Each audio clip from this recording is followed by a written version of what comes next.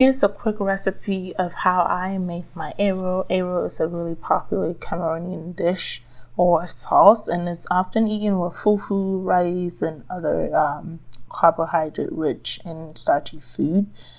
And I'm going to use dry fish to make my arrow instead of the popular like cow skin and beef that is often used to make arrow, because I am a pescatarian. So I use fish instead. And for my fish, I'm going to cook it in curry powder, turmeric, salt, one Maggi water, cilantro, and green onions. So that's my spices for the fish that I will make. And then for the arrow sauce itself, you're going to need arrow and spinach, and palm oil. Those are the main ingredients. So I am going to start out by cooking my meat. And then after I cook my meat, I'm going to proceed with the next step. So here's a quick recipe. And by the time your arrow is done, your house will be smelling really good.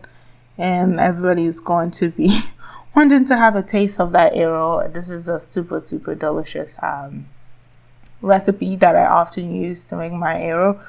And here I'm going to start out by first washing my fish and then cooking it.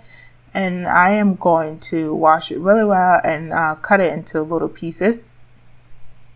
Not too little, so you want to be careful. That way you're able to still see the meat when you do cook it. If you're using like beef and cow skin, cow legs, and so on, just wash it, take out the fat as much as possible from the meat, and then cook it, because you're going to use the meat drippings to then cook your arrow sauce. So you want to preserve any sauce left from cooking. And also when you do cook your meat, make sure not to cook it all the way till the liquid is completely gone, because you will need that liquid to cook your arrow again.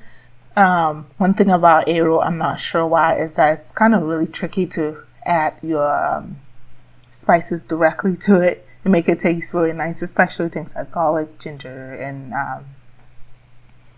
and so on. So here I am just cutting my spices and then blending it really well.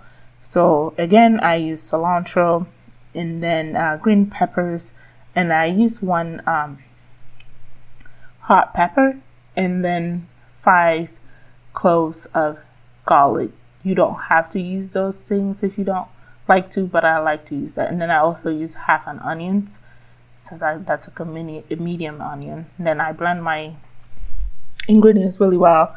You just make sure you put enough water to blend, so you don't have to like not put enough water because you're afraid of having too much water in there. So just put enough water to blend. And then I'm going to also use turmeric powder and curry powder.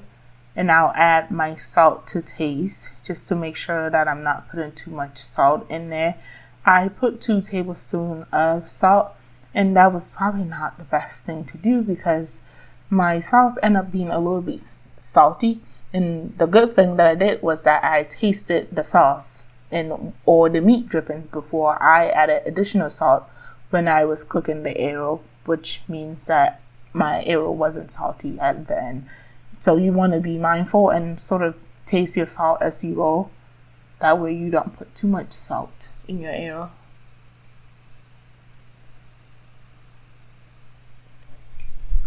Again, then you add some water in there. And if you're not sure how long you're going to have to cook your meat, just add your water a little at the time. That way you don't put too much water. As long as you have at least like half a cup or a cup of water left to cook the sauce, that will be fine. I am using 4 cups of arrow, as you see here. So 4 cups of arrow again, and I measure that. That's not a lot of arrow at all. So I washed it really well. I washed the arrow about 3 times, and then I put water in it and just let it soak the last time. And then I made my other ingredients, or I prepared my other ingredients for the arrow. So I'm using 3 bunches of spinach, and that came up to be about 10 cups of spinach after I cut and measured the spinach. So you cut it really fine.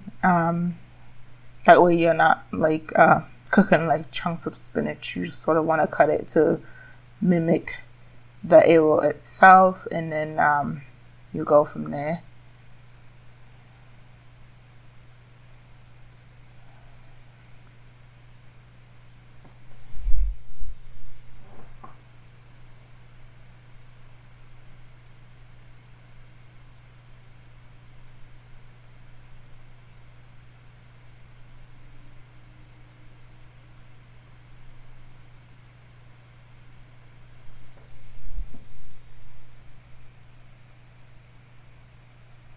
And after your meat is done cooking, you just take it out and put it aside, and then use your dripping to pour in the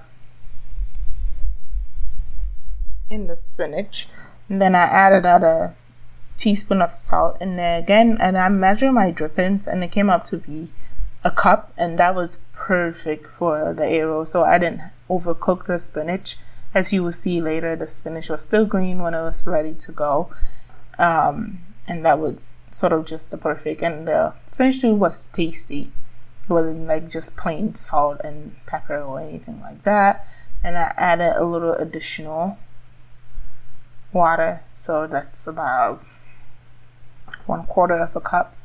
So, and then you cook your spinach, of course. So now the spinach is done cooking. You can see that I have very little water left. Then I just wash and squeeze my arrow.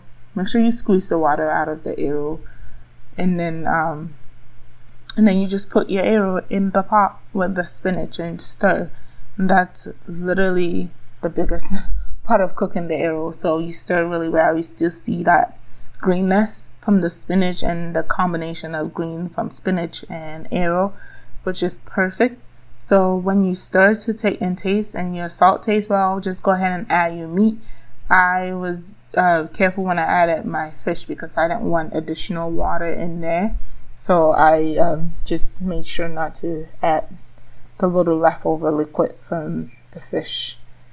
And after you put your fish, just stir, as always, just stir and then make sure everything is all mixed.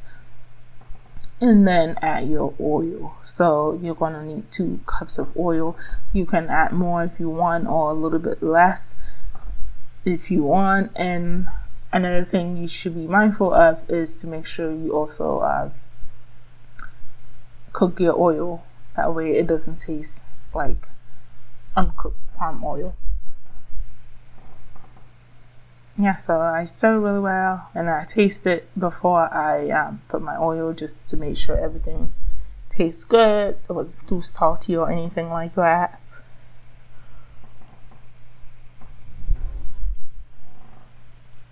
And if you are cooking your arrow and you notice that it's too soft, go ahead and add additional arrow.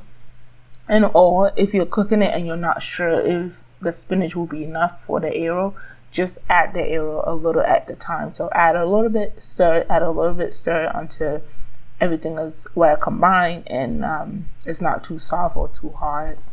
So here I am putting my oil. Again, I put 2 cups of oil.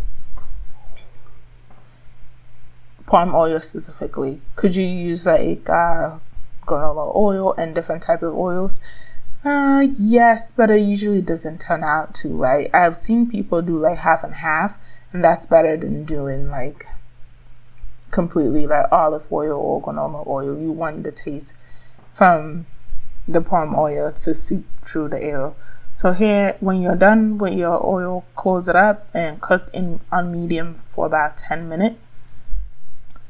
Open often just to check to make sure nothing is burning under the pot, because this is literally oil and vegetable, and it's going to burn if you're not careful.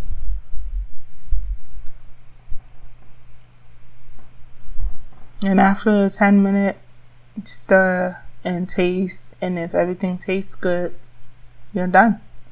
And make your fufu or whatever you want to cook with it and enjoy. See how good that looks? I like to eat mine with Gary.